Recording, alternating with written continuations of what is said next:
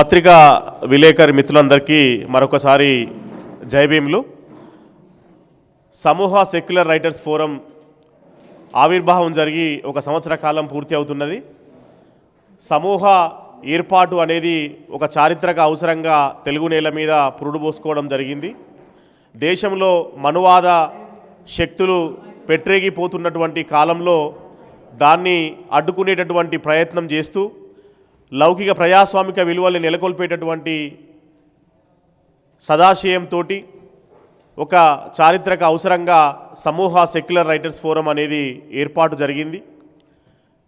ఒకవైపు దేశీయంగా ముంచుకొస్తున్నటువంటి మనువాదం మనుషుల మధ్య చిచ్చుపెట్టి వివిధ అస్తిత్వాల్ని కనుమరుగు చేసినటువంటి పని ఒకవైపు జరుగుతుంటే, మరొక వైపు కార్పొరేట్ శక్తులు ఈ దేశంలో అంబానీలు అదానీలు సహజ వనరులను కొల్లగొట్టేటటువంటి ప్రయత్నం చాలా పెద్ద మొత్తంలో జరుగుతున్నటువంటి దుష్పరిణామాల్ని మనం చూస్తూ ఉన్నాం.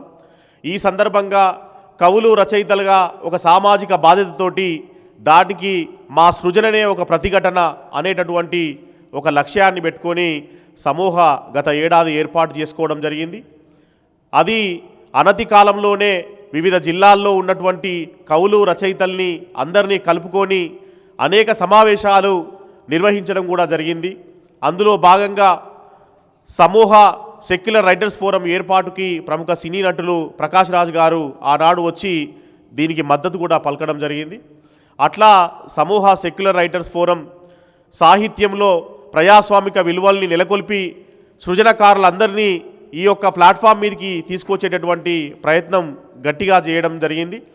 అట్లా ఒకవైపు కవులు రచయితల్ని ఆర్గనైజ్ చేస్తూనే వివిధ జిల్లాల్లో అనేక సమావేశాల్ని కూడా చారిత్రాత్మకంగా ఏర్పాటు చేసింది.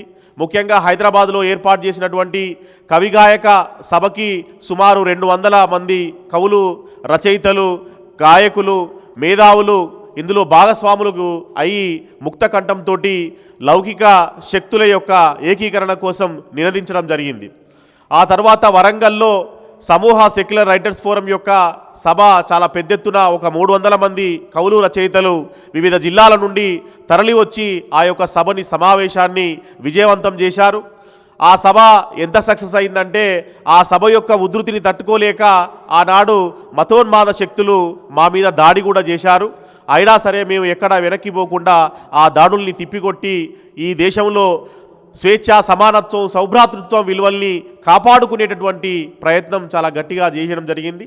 అట్లాగే నల్గొండలో కావచ్చు, కరీంనగర్లో కావచ్చు, వివిధ జిల్లాలన్నింటిలో మహబూబ్నగర్లో కావచ్చు సమూహ యొక్క కార్యక్రమాలు నిరంతరంగా కొనసాగుతూ ఉన్నాయి.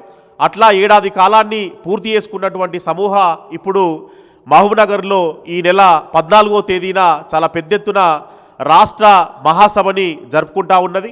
ఈ మహాసభని విజయవంతం చేయాల్సిందిగా ప్రతి ఒక్కరిని కూడా మేము కోరుతా ఉన్నాం. ఇవాళ తెలంగాణ నేలకి ఉన్నటువంటి ఒక స్వభావం ఏదైతే ఉందో అది పోరాడేటటువంటి ఒక శక్తిని కలిగి ఉన్నది. వివిధ సమూహాలు వారి యొక్క అస్తిత్వాన్ని కాపాడుకోవాల్సినటువంటి ఒక సమయం వచ్చింది. ఈ అస్తిత్వాల్ని ప్రమాదంలో పడేసినటువంటి సందర్భంలో ఆ యొక్క మతోన్మాద శక్తుల్ని ప్రతిఘటించడానికి సమూహ తన చారిత్రక కర్తవ్యాన్ని నెరవేర్చేటటువంటి పని చేస్తూ ఉన్నది. అందులో భాగంగా ఇవాళ ప్రజాస్వామిక శక్తులన్నింటినీ ఒక దాటి మీదకి తీసుకొచ్చి ఈ నెల 14వ తేదీన రాష్ట్రంలో ఉన్నటువంటి 2 తెలుగు రాష్ట్రాల్లో ఉన్నటువంటి ప్రముఖ కవులు రచయితలు అందరూ కూడా పెద్ద మొత్తంలో ఈ మహాసభలకి తరలి వస్తూ ఉన్నారు.